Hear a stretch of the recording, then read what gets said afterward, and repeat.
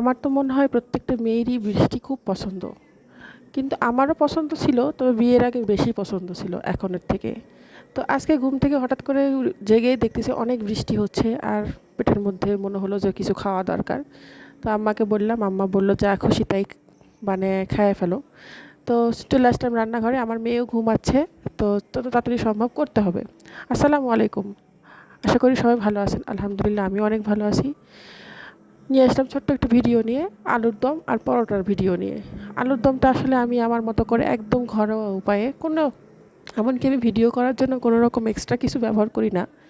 তো এখানে আলুগুলো সুন্দর করে ভেজে নিয়ে পেঁয়াজ টেয়াজ দিয়ে সুন্দর করে একটু মশলা, হালকা পাতলা সব ধরনের মশলাই দেওয়া হয়েছে আলুটাকে কষানোর জন্য। তো এই যে তেজপাতা দিয়ে দিয়েছি, আদা রসুন সব কিছুই, আর ভেজে রাখা আলুগুলো দিয়ে দিলাম, একটু কষানো হবে। আর আমার কাছে এই রেসিপিটা অনেক ভালো লাগে, বিয়ের আগে বিশেষ করে অনেক বেশি খাওয়া হতো, এখন আসলে সময় করে উঠতে পারি না। আর আমার হাজব্যান্ডও খুব পছন্দ করে, ও আসছিলো যখন তখন ওকে দিলাম, তো বললো খুব ভালো লাগতেছে, বিশেষ করে আলুর তরকারিটা মানে কি অনেক পছন্দ। তো আমি এর মধ্যে একটু হালকা টক দই দিই, আমার কাছে বেশি ভালো লাগে। তো দিয়ে এখন কষানো হবে। বৃষ্টির দিনে আপনারা আসলে মনে হয় সবাই, বেশিরভাগ মানুষই খিচুড়ি পছন্দ করে, আমারও পছন্দ, কিন্তু অনেক দিন খাওয়া হয়নি সেই কারণে আর কি।